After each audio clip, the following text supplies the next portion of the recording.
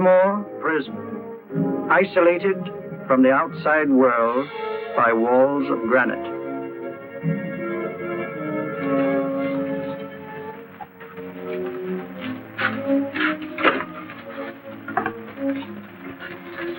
They say you could get out of here by merely telling what you know. You may or may not be another Scotland Yard bloke. But I'll give you the same answer I gave the others. I still have 2 years, 8 months, and 6 days left in which to make musical boxes. That'll be sold at auction for the benefit of this delightful sanctuary. And I intend to serve them.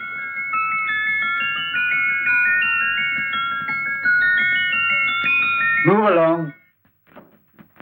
And now we come to the next object on our list, or I should say objects, because there are 3 of them.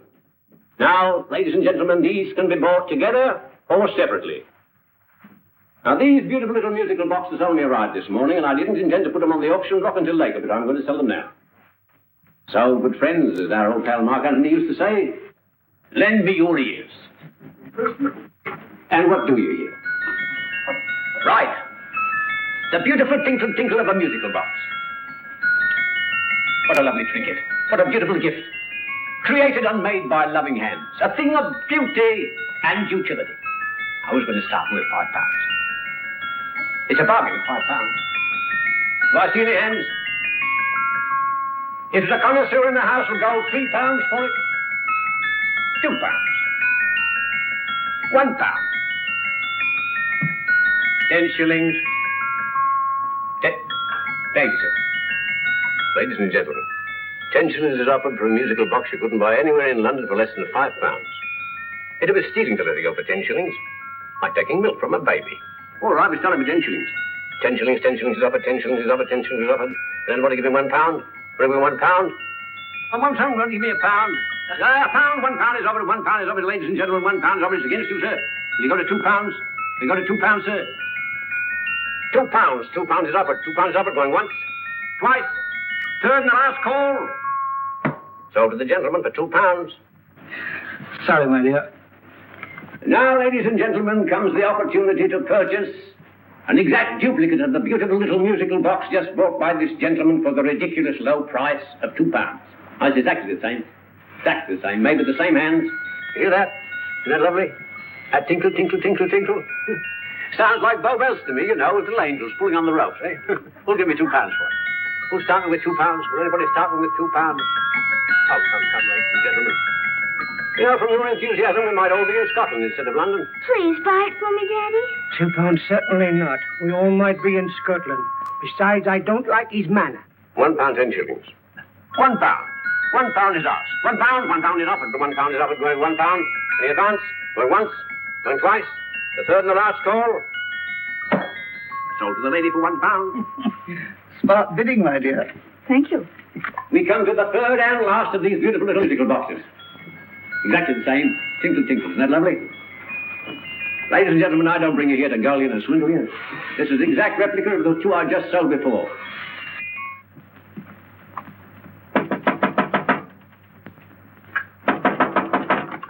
We're closed. But this is extremely important.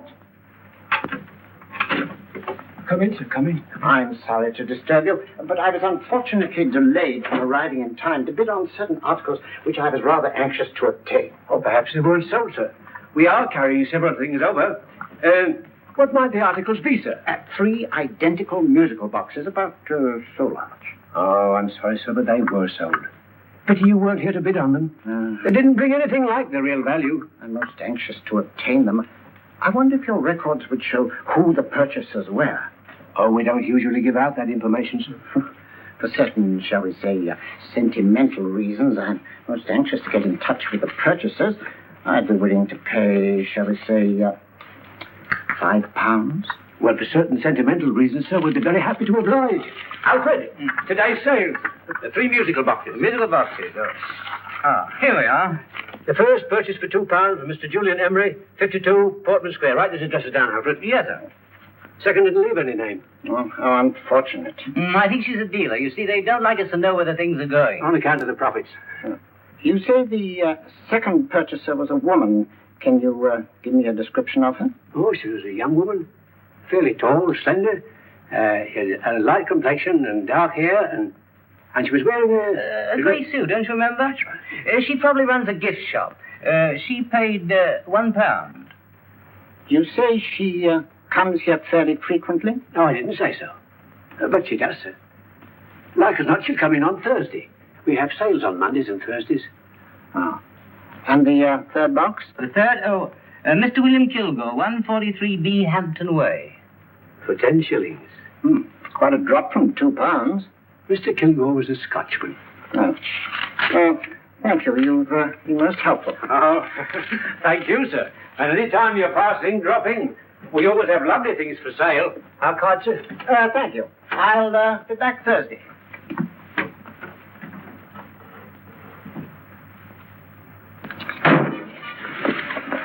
The message reached us too late. Musical boxes are being sold. Let's get out of here.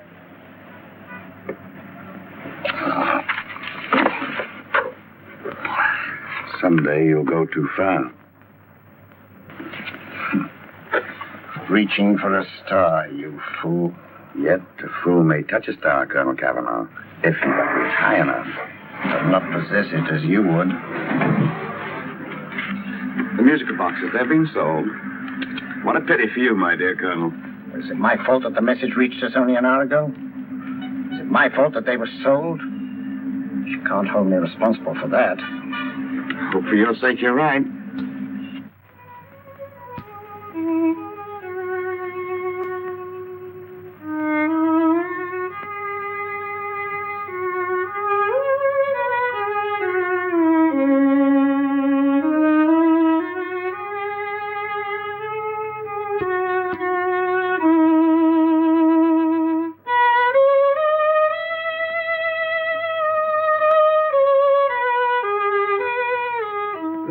Upon you tonight at 7:45, a gentleman who desires to consult you upon a matter of the very deepest moment.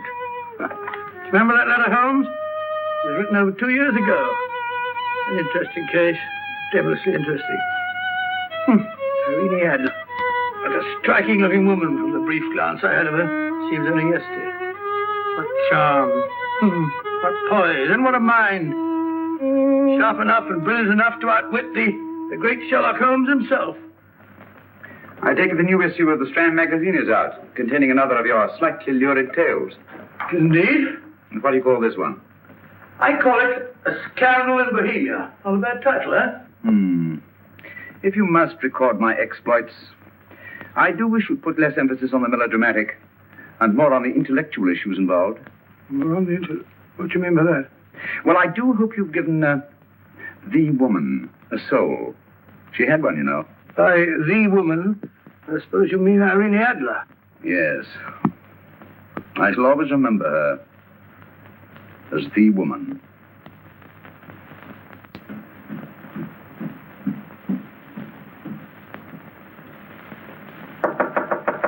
Sorry. I think. That little boy, how are you? How are you, old boy? I haven't seen you for years. I want you to meet my old friend Sherlock Holmes. Holmes, this is Stinky. In other words, Julian Emery. How do you do, Mr. Emery? Watson has often spoken of you. Oh, has he? Yes, we were at school together. It's more years ago than I care to remember, but you didn't come in here just to remind me of that. No, I just happened to be in the neighborhood and saw your lights burning, so I took the liberty of looking you up. Still writing your mystery stuff? Yes, there's a new one out this week. Good, I never miss them. Oh, good, thanks. I say that bandage makes you look very interesting. Still poking your nose into other people's business as usual? Who hit you? I haven't the foggiest notion. Somebody knocked me on the head in my own living room, and then proceeded to commit the most idiotic burglary you ever heard of. Fellow must have been balmy as a coot. Balmy? Why? Come sit down, old boy. Yes. You like a cup of tea? Huh? Oh, all right. I'll go and tell Mrs. Hudson about it. Yeah. Why do you say the robbery was idiotic, Mr. Emery? Oh, simply from the fact that with about £5,000 worth of musical boxes in my living room, the thief, who I caught in the act, made off with one that isn't even worth £5. I gather you're a collector of musical boxes. Yes, I am indeed. Some of them very beautiful, but not the one that was stolen.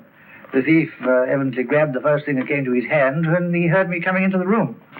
Still, it's rather odd, isn't it, that having disposed of you, he didn't pick up something more valuable. Mm-hmm. Was there anything unusual about the stolen box? No, nothing at all. I picked it up in the south of France, several years ago. You say you have many valuable music boxes. And yet the thief made off with one that isn't worth £5. Sounds like rather an intriguing little problem. Well, I take it that he was just an ordinary petty thief and didn't know the value. That is a possible explanation, and yet I venture to say that the average petty thief has a more extensive knowledge of the value of objets d'art than the average collector. Well, anyway, that's Scotland Yard's theory. They didn't get very excited about it. That's consistent anyway. I wonder if I might see your collection, Mr. Emery. Oh, of course you could, yes. Nothing a collector likes more than showing off his trophies. When will it suit you? No time like the present. Good. My place is just round in Portman Square. Shall we? Yes, right. Hello? Where are you going? Sticky hasn't had his tea yet. Oh, I'm sorry. We're going round to my place, where I'm going to give you something better than tea. Now, this one was made for Louis XV, and is one of the very few still in existence from that period, and a particularly fine specimen at that. Charming, isn't it? Quite. It all sounded to me like a lot of mice running about on a tin roof. I'm afraid you have no ear for music, Watson. Give me a good old band playing a rousing march. You have all those silly little tweets.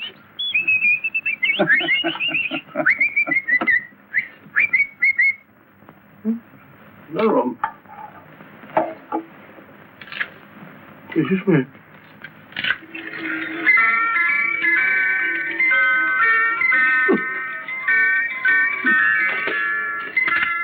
Stupid thing. Singing rabbit. What would you say offhand is the value of a box like that, Mr. Emery? Well, it's hard to say offhand, but I think we'll bring about £500 or £600 today. It's the gem of my collection. Yet a thief who steals an oddity like a musical box passes up one worth £500 for one of almost no value at all. Odd. Very odd. What was the stolen box like, Mr. Emery? Oh, just a plain wooden box about so big. Mm-hmm. As a matter of fact, I have one over here almost exactly like it. I picked this up yesterday at an auction room in Knightsbridge. Paid only £2 for it. Of course, I wouldn't in the ordinary way add one like this to my collection, but the tune intrigued me. I'd never heard it before.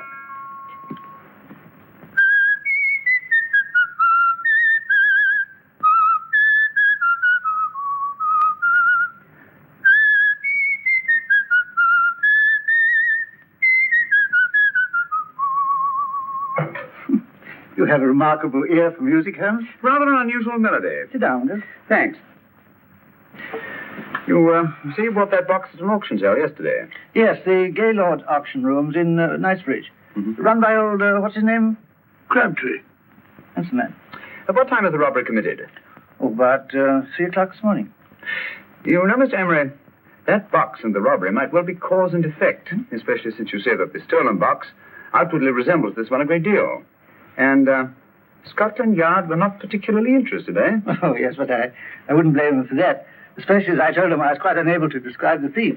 Except, of course, for the fact that it was definitely a man. All you remember is that you came in here and someone struck you on the head. Yes, and the next thing I knew, my man was trying to revive me. It might be wise for you to put that box away somewhere and lock it up. Oh, I don't think that's necessary. Besides, everything's insured. Well, at least if any further attempts at robbery are made, I'd suggest that you call the police, rather than running into any personal danger. Oh, come, Holmes, aren't you being a bit of an alarmist? Possibly. Oh, Mr. Gray with old Stinky. Seems to me you are making rather a mountain out of a molehill. Molehill is the word, old boy, and it's time you were in bed. Thanks so much for letting us see your place. How's this? Been glad meeting you. Holmes, I can't understand why you were so mysterious. Seems to me the petty thief explanation was the only sensible one. Really? I can't see how you can believe it was anything else. I didn't say I believed it to be anything else. The petty thief theory is the obvious one, I grant you. However, it's often a mistake to accept something as true merely because it's obvious. The truth is only arrived at by the painstaking process of eliminating the untrue. We are not able to do that in this case without further data. Rubbish, you're pulling my leg. You're trying to turn a tuppenny halfpenny robbery into an international plot. No, I'm not. I just hope that your friend Stinky is a little more cautious in the future. Just in case.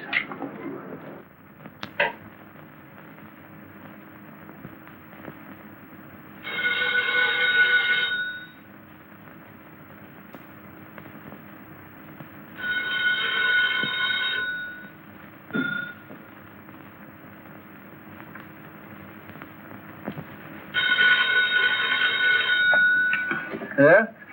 Yeah? Julian Emery here. Who? Of course I remember you, Mrs. Courtney. Yes. Yes, you're the one bright spot at that appallingly dull affair of Lady Sanford's. Huh? Of course it isn't too late to come round. Yes, I shall be delighted to give you a drink. I tell you what, come straight up and I'll leave the door unlatched. Right, that's, 15 minutes? Good. I shall be counting each moment. No, I mean that, really. Right, goodbye.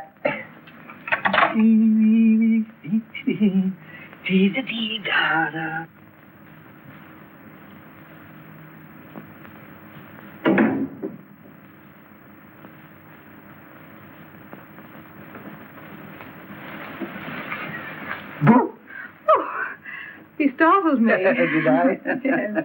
Must be the pixie in me. I know I shouldn't have called you so late. But I was at a party just around the corner, and I remembered your invitation to see your collection of musical boxes. My dear Mrs. Courtney, the pleasure is all the greater for being so unexpected. My friends call me Hilda. Thanks. Mine call me Stinky. Thank you, how quaint. Oh, what a perfectly wonderful collection of musical boxes. You know, when you told me you had a collection, I had no idea it was so attractive. Yes.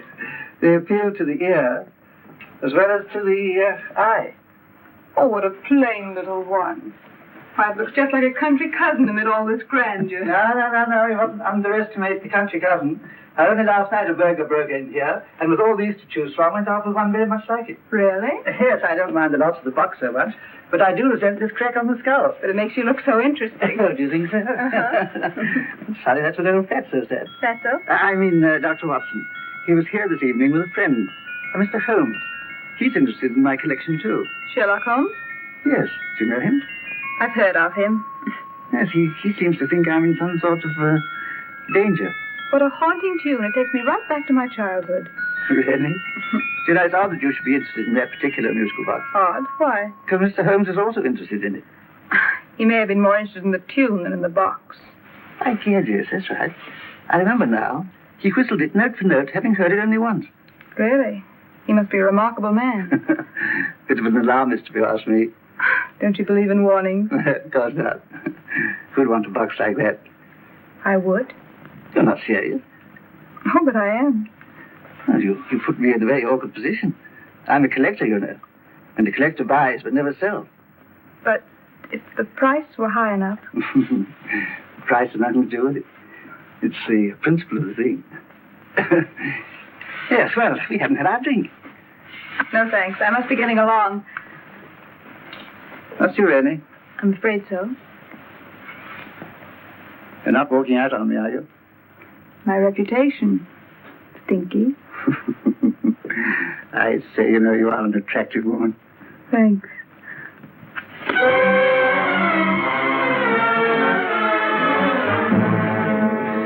You fool. I told you to wait outside. What did you have to kill him for? All I had to do was walk out with it. He held you in his arms. Don't touch him. Don't touch anything. Now get out. I'm sorry. You're sorry. What about me? This is murder. What about Scotland Yard? What about Sherlock Holmes? Now get out!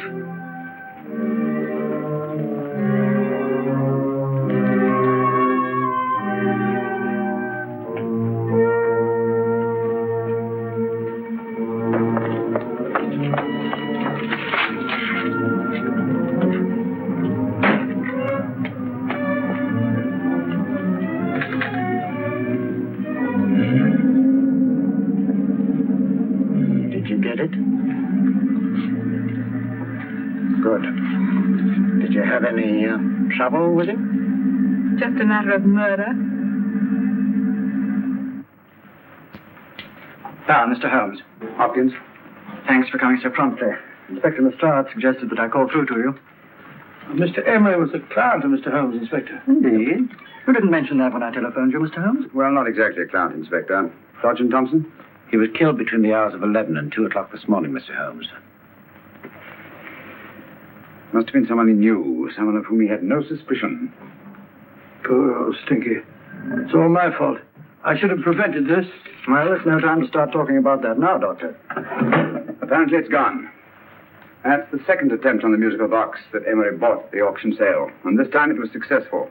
But that box was only worth £2. It was worth a man's life, Watson. I think we'd better pay a visit to Gaylord's auction room and that fellow Crabtree. Inspector, may I suggest that you make a complete search of this flat for a small, plain, musical box about that size?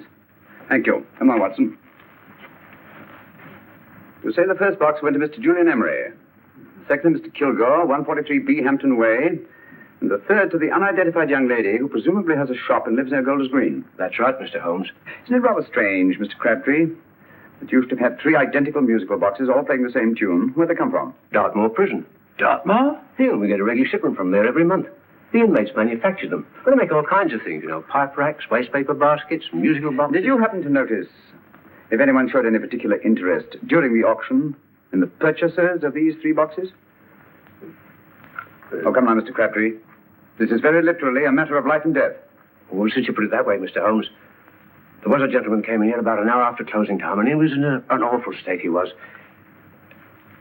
He gave me £5 to tell him where the boxes had gone to. He said they had a sentimental value for him, sir. Expensive sentiment. Can you describe him? He was tall, distinguished looking, and he had grey hair and a moustache. He was quite a gentleman, sir. What was his reaction when you were unable to supply him with the address of the young lady who owned the shop?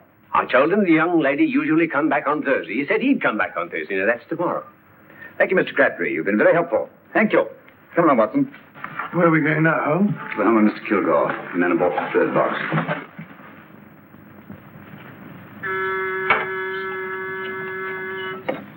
But hang it all, Holmes, how do you know those other 2 musical boxes are of any importance? I don't, but I certainly have no intention of waiting until the owners are murdered to find out. No one at home. I hope that's the explanation. I'll have a look through this window.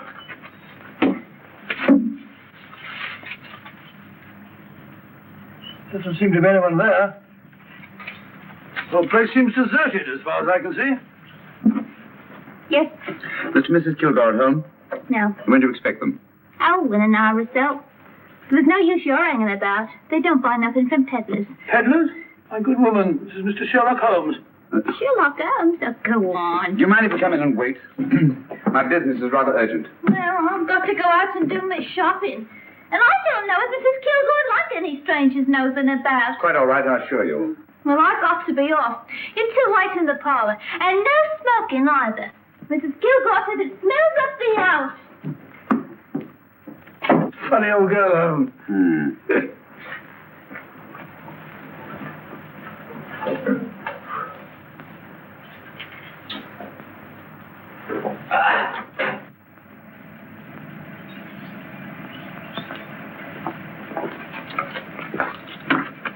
Park Lane. Park Lane? And what would the likes of you be doing in Park Lane? Now, don't worry about the fare, Ducky. If you know how to get to Park Lane, up it.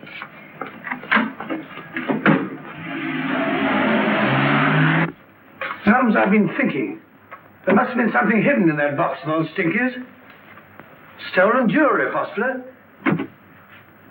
What's up, Holmes? Listen. What's this, the steam in the water pipes?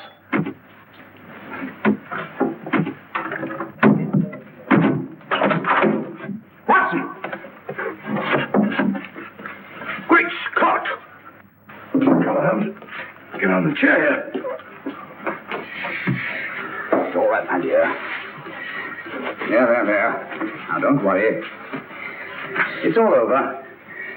There you are, dear. Don't cry anymore. She tied me up and shut me in the cupboard. I know. She won't come back. Did you show her your new musical box?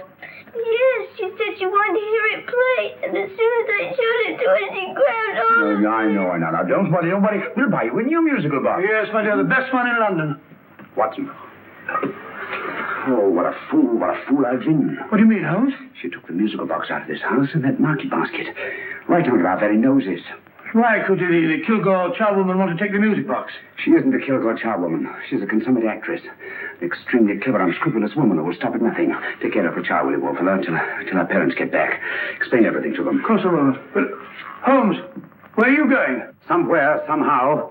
I must get to the young lady who bought that third musical box before our opponents find out. I only hope that I won't be too late.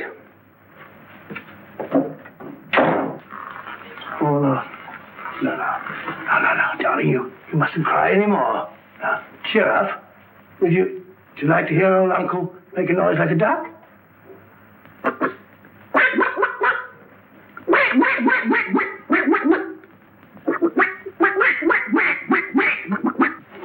Oh, sorry?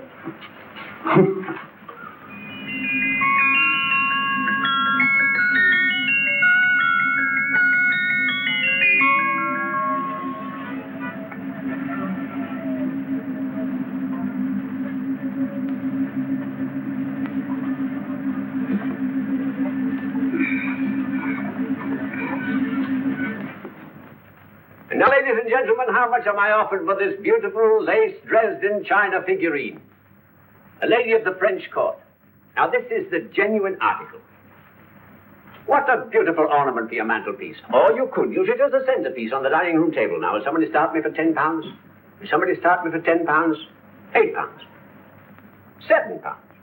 All right, £5 is offered, £5 is offered, £5 is offered, £5.10, £5.15, £5.15. £6 is offered, £6, going once, going twice, the third and the last call will be all done. Sold to the lady from Twickenham for £6. Next, we have a real museum piece, ladies and gentlemen. A fine 19th century doll. A costume and exact replica of the holiday clothes worn by the Hungarian peasant women. Now, ladies and gentlemen, an article like this will cost you from £15 to £20 in a West End shop. I'm not going to ask you for anything like that. Who'll give me £2 for it? £2. Anybody offer me £2? £2 for the Hungarian? £2? £1. What? Does anybody give me £1? Anybody offer me £1 for the doll? £1 is offered, ladies and gentlemen. £1 is offered. Now, I'm not going to waste your valuable time or mine in trying to get one half of what this beautiful doll is worth. If the young lady can steal it for £1, that's her good fortune. So it's going once, it's going twice, the third and last call. Any more? Sold to the young lady for £1. And now, ladies and gentlemen, may I draw your attention to something which may be a great surprise to you, worthy of any collection. The only other one like it is in the British Museum. It's a Ming vase of the 7th dynasty. This vase lay in a large collection somewhere outside Rome for over 2 centuries, I understand. It was discovered there by the noted antiquarian Sir Andrew Coppleston. Now, some of you may remember Sir Andrew Coppleston. Besides being a noted traveller and antiquarian, he's also a gentleman rider. A girl with a parcel in her hand. That's her. Are you sure that's the girl? Well, she fits perfectly the auctioneer's description. Follow her, Hamid.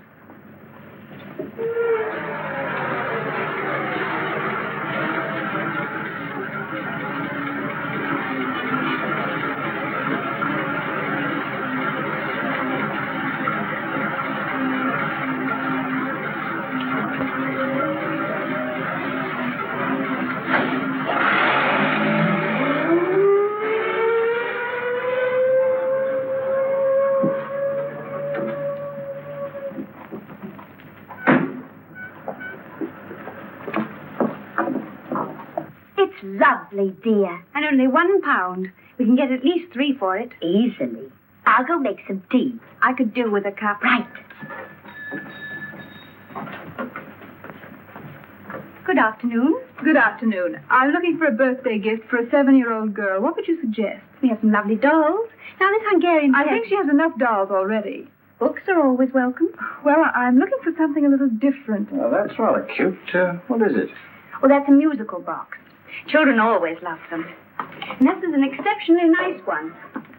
It plays many tunes.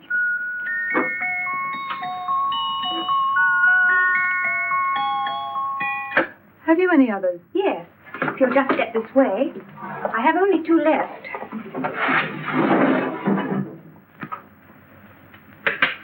How nice.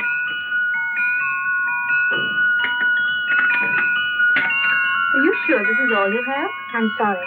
They're rather hard to find, you know. That's our entire allotment. I did have one other, but I sold it earlier this afternoon. But it was only a plain wooden one. It wouldn't have been a very nice gift for a child. Really? Do you happen to know who the purchaser was? Why, yes. He left his card, just in case anyone should inquire for him.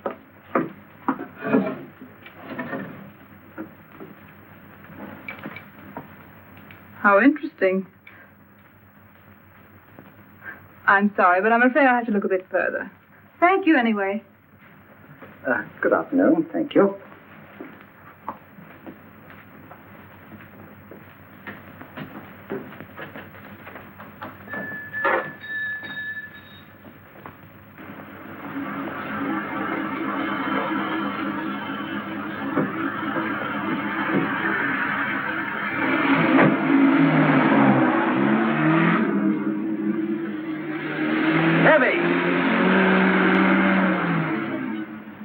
Follow that cab. Here, now, what? Scotland Yard. Office.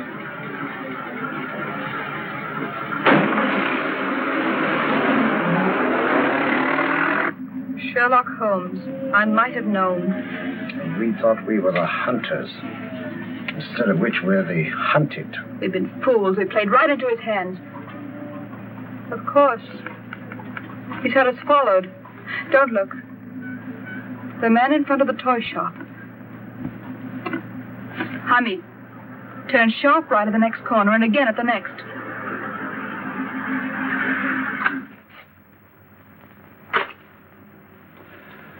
No photograph of her, Commissioner. As I expected. She's not a known criminal. But how do you expect to know if you do find her? After all, she was disguised as a charwoman. Don't worry, old fellow. If I ever see her again, I'll recognize her. Well, it won't be long till we know who they are and from where they operate. Who's covering them? Sergeant Thompson's following them, sir. They won't get away from him. He's a good man. We could have arrested them at Clifford's toy shop if we had any proof. But we know that they killed Emery. Proof, my dear fellow. We must have proof. We've x-rayed it, sir. There's nothing whatever concealed in the box. We'll have a look at the plates.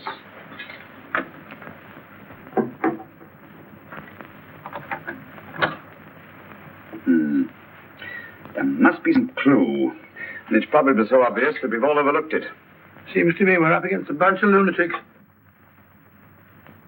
Not lunatics, my dear fellow. Extremely astute, cold-blooded murderers. What can these little musical boxes have in them so important? Don't forget they were made in Dartmoor prison. You can smuggle stuff into prison, but not out. Do you want us to break the box apart, sir, to see if there's anything the x-ray hasn't caught? No, not yet. Do you mind if I take it? Certainly. Thanks.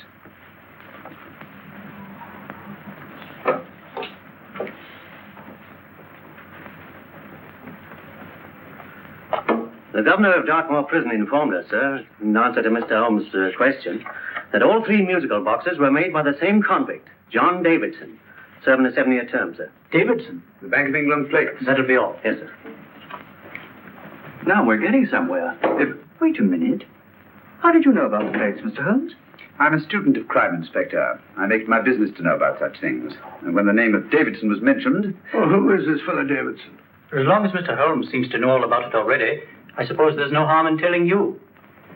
2 years ago in London, there occurred a robbery of such tremendous importance, although the stolen articles themselves have no intrinsic value whatsoever, that the Home Secretary was instrumental in seeing that not a word of it appeared in any newspaper. But you never told me anything about this, Holmes. You were away at the time. Articles of no intrinsic value and yet of such importance? I don't understand. Davidson was apprehended within 15 minutes of committing the theft. But by that time, he'd hidden the articles in question and they've yet to be found. Before going further, Dr. Watson, I must inform you that this matter's not to be mentioned outside of this room. Of course not. Do I look like a man who gossip? Let's not go into that now, old fellow, shall we? Davidson had been employed for years in a position of extreme trust by the engravings department of the Bank of England. The articles he stole were nothing less than a complete duplicate set of plates for printing £5 notes. What? The Bank of England's own plates? Precisely. And with those plates, a gang of crooks could flood England with £5 notes, not forged in the usual sense of the word, but notes undetectable from genuine Bank of England notes in any way whatsoever. Good heavens. Any whisper at all might have resulted in enormous damage in shaking public confidence in the Treasury. We tried everything after we arrested Davidson. Offered him a shorter sentence if he'd tell us where he'd hidden the plates. Why, we even put in Scotland Yard men with him as cellmates, but no results. Obviously, Davidson is a man of strong character and infinite patience. Yet suddenly he feels impelled to smuggle out the secret of the hiding place of the plates to his confederates. Why? I don't understand, Mr. Holmes. Well, for example, has the Bank of England made any plans to radically change the design of the £5 note so that in, say, 7 years from now, notes made from the stolen plates would be worthless? Confidentially, Mr. Holmes, such a move was discussed. But replacing all the £5 notes in circulation would be such a Herculean task that nothing's been done about it as yet. I see. Of course, there is another possible explanation. Davidson didn't have much time to find a hiding place before he was captured. He may be afraid that the plates will be accidentally discovered before he's released. Hence his anxiety to communicate their whereabouts to his confederates as soon as possible. I believe you've hit it, Mr. Holmes. I'm sure that the message is contained in this musical box.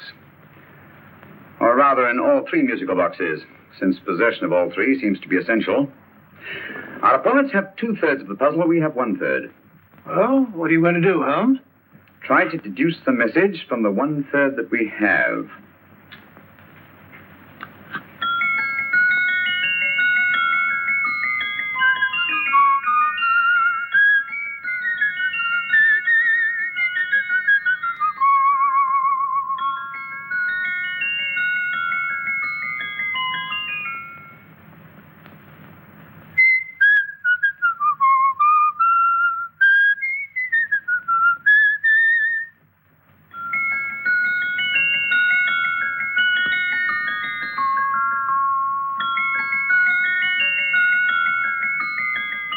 It's the same tune as the one played by Emery's musical box. And yet it's different. Sounds the same to me. The tune. Somehow the tune is the key to the mystery. It must be the tune. Otherwise, why use 3 musical boxes to convey the message? Why not collar boxes or shoe boxes? Yes? Oh. It's for you, Inspector. Oh, thank you, sir. Inspector Hopkins speaking. What? Where? Golders Green Station reports they've just found Sergeant Thompson's body. From the tire marks on his clothes, he was apparently run over by a taxi. What an unfortunate accident. Not an accident, my dear fellow. I'm afraid it's murder. You never know just who you're going to meet when you're walking down a busy London street. Mrs. Orchid to Mrs. Brown, any subject of the crowd. Oh, you never know just who you're going to meet. So you better hold your topper in your hand, just in case you meet a lady on the Strand. Girls will think you're kind of sweet, and your day will be complete. Oh, you never know just who you're going to meet. Now, a gentleman is judged by his appearance. Yes, a gentleman is judged by how he talks. Now, he's much better off when he's acting like a top, especially if he's taking him a walk. What on earth is this outlandish place? A rendezvous for actors. Actors? Buskers, old boy. You've seen them 1,000 times. Actors who entertain the queues, waiting outside theaters. You never know just who you're going to meet when you're walking down a busy London street. So you better wear your best, advertise to look your best, 'cause you never know just who you're going to meet.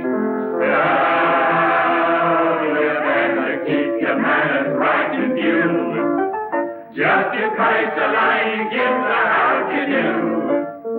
Keep your trousers in a pleat, shine your shoes and keep them neat, 'cause you never know just who you're gonna meet. Blimey. Mr. Holmes. How are you, Joe? Never met him. And yourself? Fine, thank you. I want you to meet a friend of mine, Dr. Watson, Joe's sister. Oh, well, any friend of Mr. Holmes is a friend of mine. Hi, Joe. You did me a good turn once that I'll never forget. Yes, I cleared Joe of a most unpleasant charge. Murder, no less. Oh, really? By proving to the satisfaction of the police that he was busy at the time blowing open someone's safe. That's right, Governor. Good gracious me. Joe, now you can help me. Come on, buzz off, buzz off. Come on, off it, off it. Can't a gentleman have some peace and quiet around here?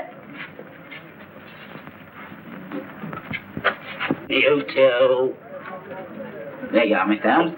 Now we can have some peace and quiet around here. Thank you, Joe. There's £5 in this for you. Well, I wouldn't want to take it on myself, sir, but I can get somebody to do it for you for half of that. You don't know what the job is yet.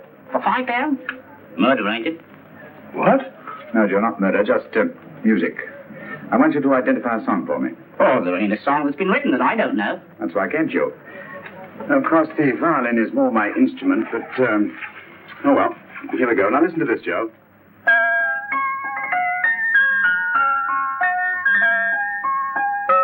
Wait a minute. You're playing that wrong. That should be E natural, not E flat. You know the song? Oh, yes. It's an old Australian song called The Swag Man. But you're playing it all wrong. That's what I hoped you'd say. Now listen again, Joe.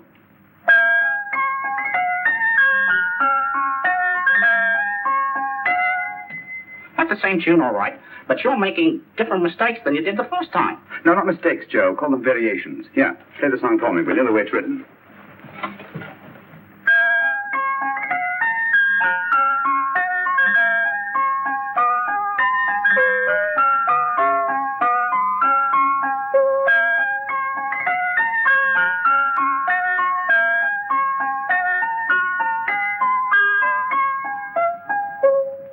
There you are. Thank you, Joe. What's it mean, Holmes? Are you onto something? Perhaps. I don't know yet. It's probably a code of some sort. Joe? Could you write the song down for me? The way it was originally written? Oh, sure, Miss Downs. But it'll take a few minutes. Mm-hmm. Here, ladle. Pale ale. Come on, up to it. Wrong with it.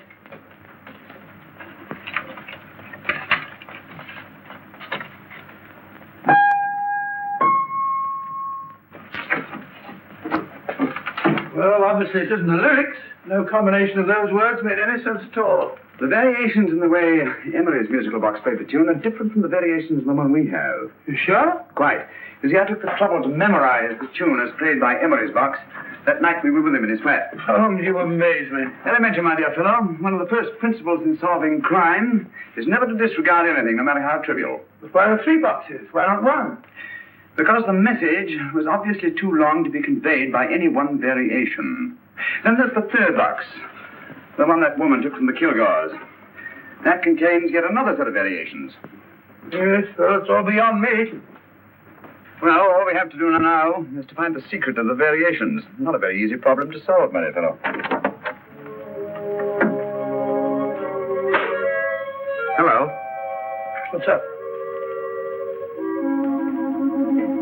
We've had company.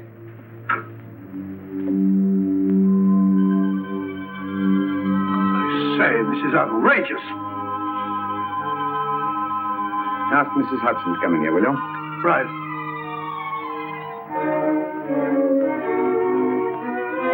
Mrs. Hudson? Yes? Oh, there you are. Will you come up here at once, please? Oh, coming, sir.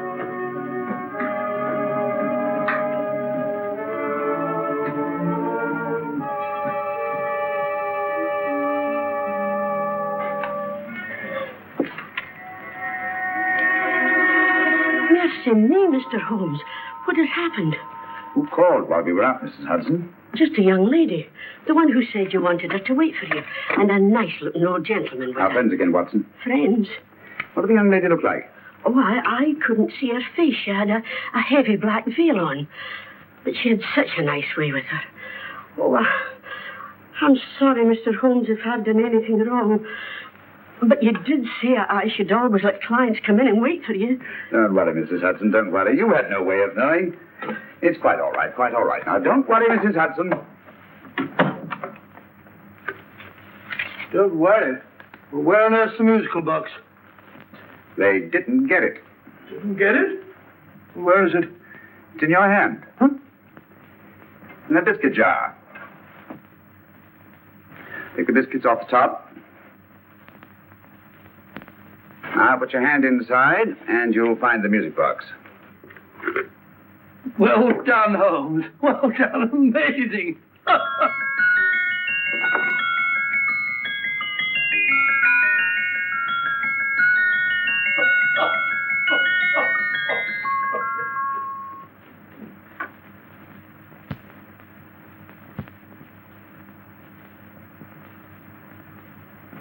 Whew. Nice fresh smell. Like a pub after closing time.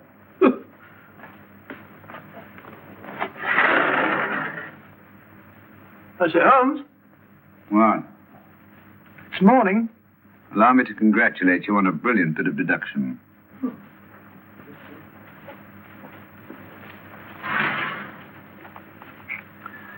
It's not a transposition, not a polygraph transposition, not a trigraph, nor any known form of decoding. How about the Morse code? Have you tried that? Yes, at about 3 o'clock this morning. I'm sorry, old man. I was only trying to help.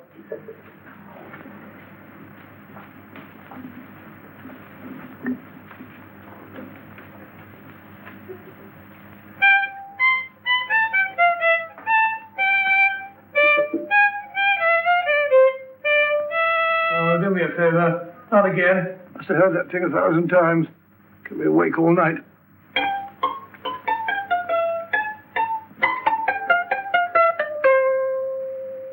Not a very distinguished composition, I grant you.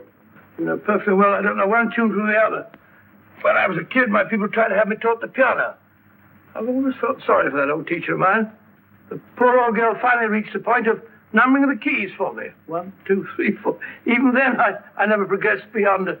Numbering the keys, Watson.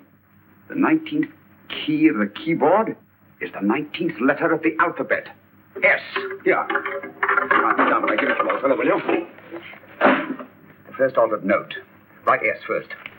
Now, the 8th key is H. The 5th key, E.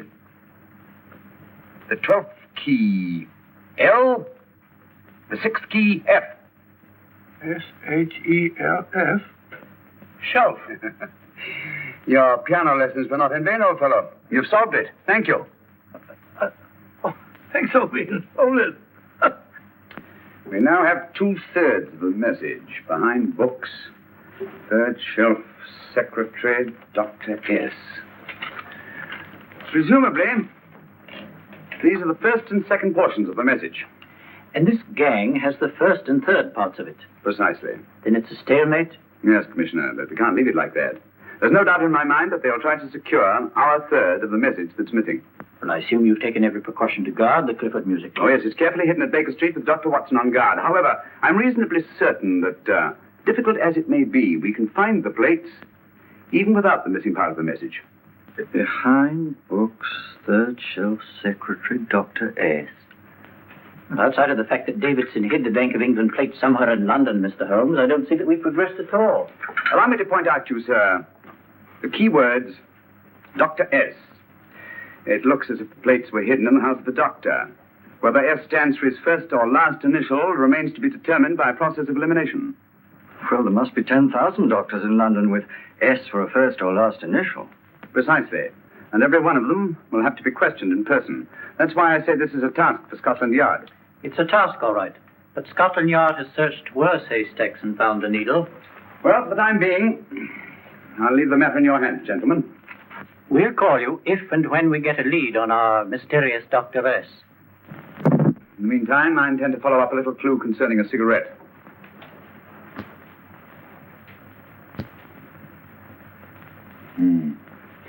You're certain of the identification of the tobacco? Absolutely. I have made up this special blend for only 3 customers.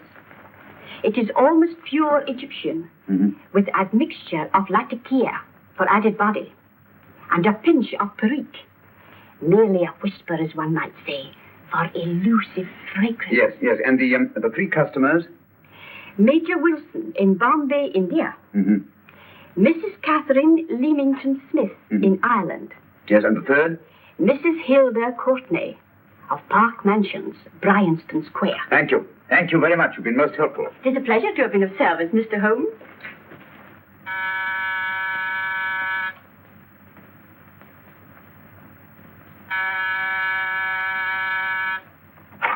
Yes? Mrs. Courtney? Yes. My name is Sherlock Holmes. Oh, do come in. Thank you. I've heard of you, of course, Mr. Holmes. I believe we have a mutual friend in Sir Edward Brookdale. He's spoken to me of you quite often. Indeed. And to what good fortune am I indebted for this visit? I think you know Mrs. Courtney. Well, I did get a summons for speeding last week. But outside of that, I don't think I'm of any interest to the police. Oh, come now, Mrs. Courtney. You seem to forget that you and I have met before. I'm sorry. I'm sure I would have remembered meeting the great Sherlock Holmes. Please sit down. Thank you. You say we met before? Yes. At the home of Mr. and Mrs. Kilgore, 143B Hampton Road. Kilgore? I don't think I know anyone of that name. Well, I didn't say you knew them. As a matter of fact, you called on them when they were out. I don't understand, Mr. Holmes. Really? And you were dressed rather differently. Indeed. Cigarette?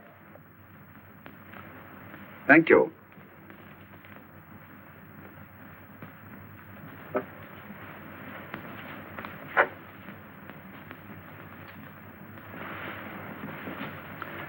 Thank you.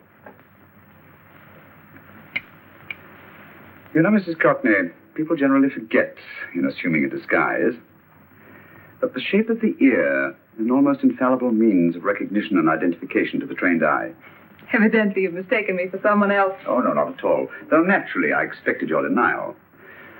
But when you paid your visit to my rooms at Baker Street, you carelessly left behind another identification. They're, identical, aren't they? Yes, I must admit they are. You see, Mr. Holmes, to catch one as clever as you, I had to use a very special lure. I knew you'd be unable to resist the bait of my cigarette, having read with great interest your monograph on the ashes of 140 different varieties of tobacco. I should advise you not to move, Mr. Holmes. I must congratulate you on your ingenuity, Mrs. Courtney. It was indeed a brilliantly designed trap. Thank you, Mr. Holmes. Praise from a master is indeed gratifying. I shall always cherish the memory of your flattering words. Memory? Precisely. I'm afraid these gentlemen have a most regrettable task to perform. Unless, of course, you care to turn over the missing musical box with your pledge to take no action against us in the future. I'm afraid that will be impossible. I thought that would be your answer. Hamid! Careful! Careful. There's no need to be unnecessarily rough with our distinguished guest. You realize, Mr. Holmes, that your demise will not take place here. The corpus delicti, you know. Well, naturally. Shall we go? It's so fearfully awkward having a dead body lying about. Don't you agree, Mr. Holmes? Another dead body should weigh too heavily on your conscience, Mrs. Courtney.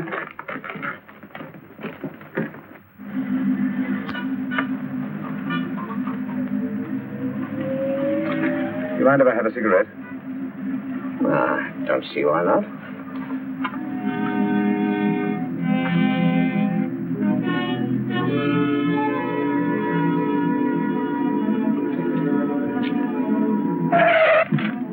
Be careful, Hamid. It's the brakes they bind. Thank you, Colonel Cavanaugh. It's very considerate of you.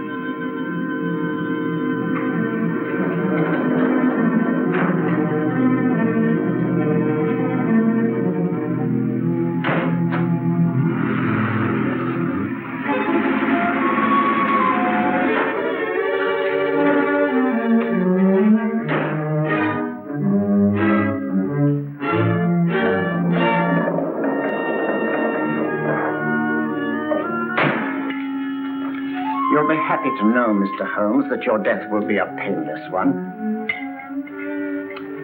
Hamid, attach this to the motor of the taxi.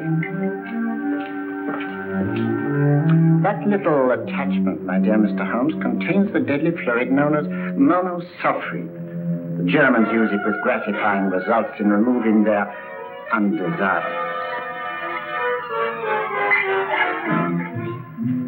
Start the motor.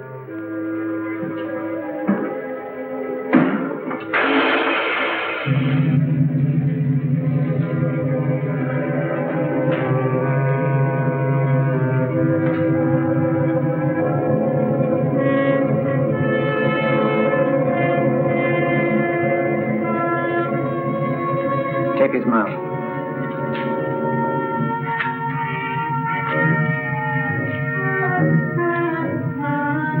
Now, up with him, Hamid.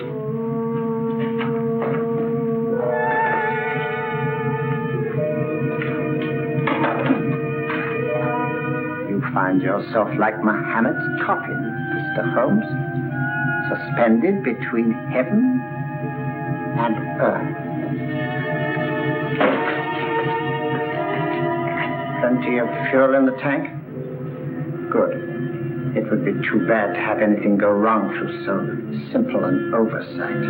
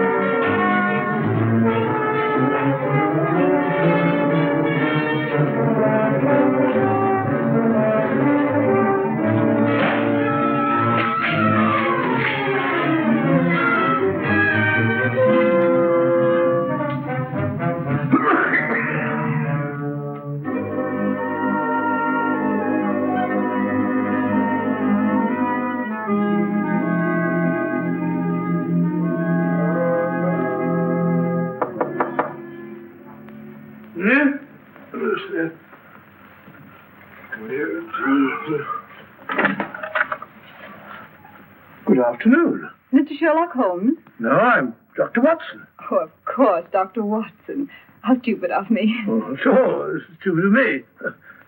Won't you come in? Well, I really came to see Mr. Holmes. Oh, I'm afraid he's out. I don't know when he'll be back. Perhaps there's something I can do. Oh, won't you sit down? Thank you. You know, Sherlock Holmes and I have been engaged on a great many cases. Oh, really? Yes, indeed. As a matter of fact, this very moment we're involved in one of the most baffling... Oh, well, won't you tell me your trouble? I may be able to help you. It's very kind of you, Dr. Watson. Perhaps if I wouldn't be imposing too much. Imposing? Oh, there's no imposition at all. A pleasure, I assure you. Now, tell me all about it, Miss Williams. Mrs. Williams. I live in Surrey, Dr. Watson, and I've come up to London in sheer desperation. My only sister has disappeared, and the local police seem utterly unable to find her. Well, Holmes and I solved a case exactly like that once. Very interesting, as far as I remember. I call it the adventure of the solitary cyclist. Oh, sorry. Now I come to think of it, it wasn't so very similar. Entirely different. I don't think what I was saying. Where were we? She's only 17, Dr. Watson, and until she disappeared last Thursday, she seemed to be in the best of spirits. Possibly a romantic entanglement? Oh, no, nothing of the sort. She left no note, didn't even pack a bag, no explanation. She just started to walk to the village from our house in broad daylight and simply vanished from the face of the earth. Oh, there. Might I have a glass of water? Glass of water. I have one minute.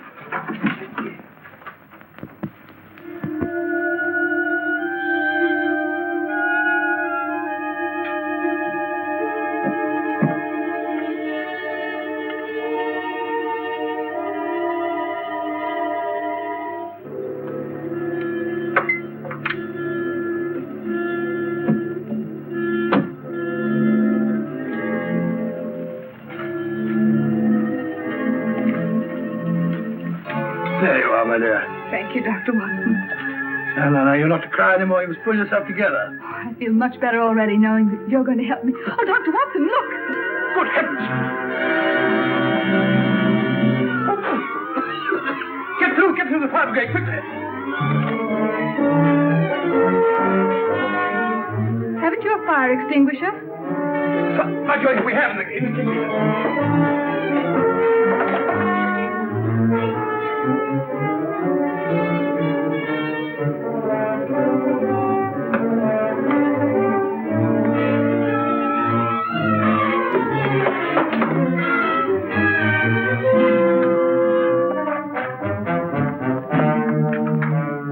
Miss Williams, we'll have this thing out in no time.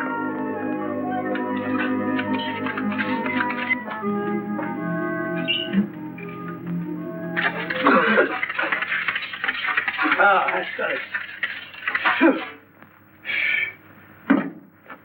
Get to bear. Well, you see, there was no need for the fire brigade after all. I hope you weren't too frightened, Miss Williams. Gone. That's the trouble with women. They always lose their heads in an emergency. Well, a musical box. Great Scott! Miss Williams! Well? Good. And Holmes? By now, Mr. Holmes has no doubt exchanged his violin for a harp. Always assuming that heaven is his destination. And now that we have the missing musical box.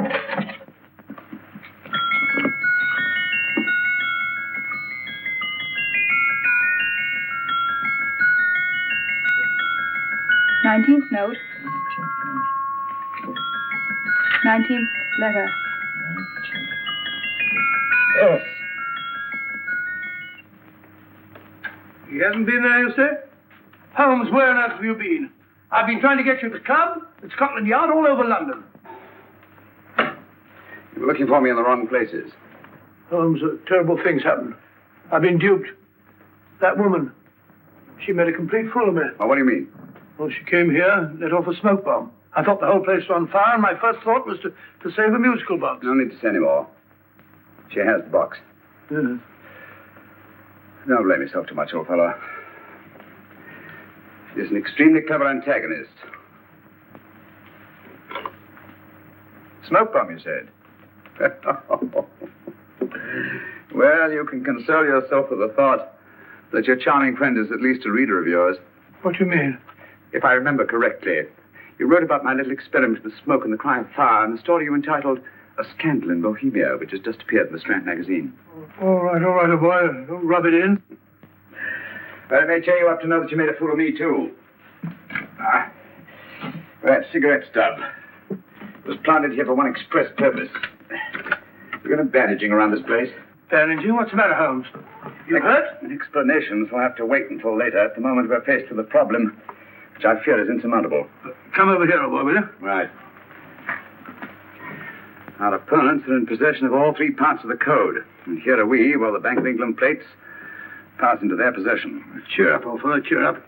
As Dr. Samuel Johnson once said, there's no problem the mind of man can set that the mind of man cannot solve. What's that, old fellow? I was just quoting Dr. Samuel Johnson. He said there is Thank you, Watson. Thank you. Leaving the front reception room, we come into the main hall, where Dr. Johnson was in the habit of passing through to have his meager meals in the dining room opposite, in company with his friend and biographer, James Boswell. We will now pass up the stairway, which remains in its natural wood finish, just as it was when the good doctor was here. The framed etching on the wall is believed to have been presented to Dr. Johnson by the distinguished painter, Sir Joshua Reynolds. I've been told here that picture was given in by Mrs. Thrale, and it's definitely not a Reynolds. Is that important, my dear? Oh, I'm sorry. This way, ladies and gentlemen, please, this way. Move along, children, move along. The secretary's not on this floor. Patience, Hamid. I've a feeling My that... dear Colonel, with Sherlock Holmes out of the way, what could go wrong?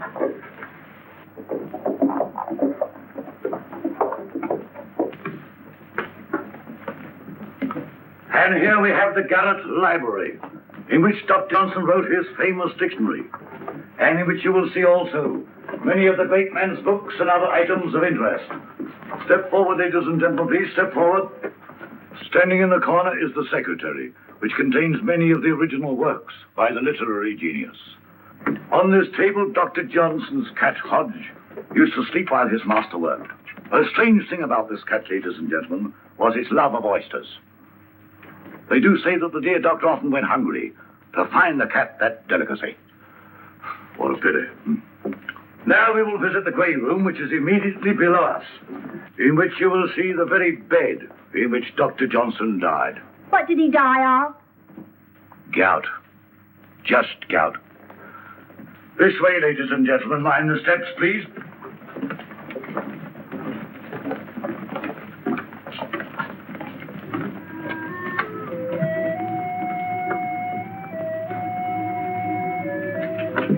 Your keys.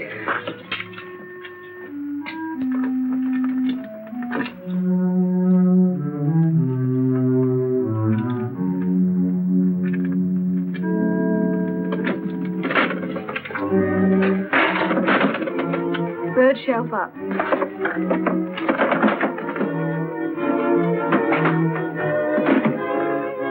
Good night.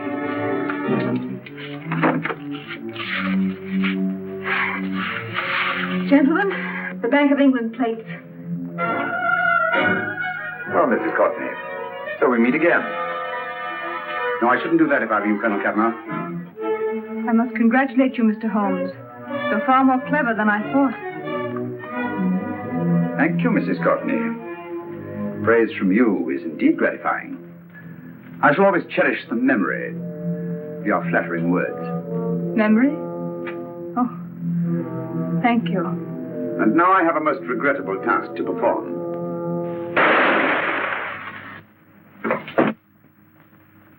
Holmes! Coming, Holmes! Holmes! You all right? Perfectly, thank you, old fellow, but I think this gentleman on the floor requires some medical attention. We must see that he looks his best, you know, when he's hanged. Take them in charge.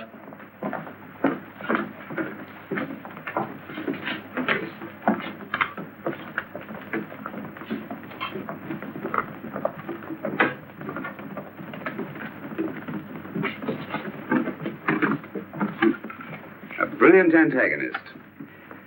It's a pity her talents were so misdirected. Will you see that these plates are returned to the Bank of England, Inspector? I still don't understand how you solved it, Mr. Holmes. It's entirely due to Dr. Watson. He gave me the clue when he mentioned Dr. Samuel Johnson. Well, congratulations, Doctor. Oh, thank you, Inspector. I don't think I'd have done it entirely without Mr. Holmes' help, you know.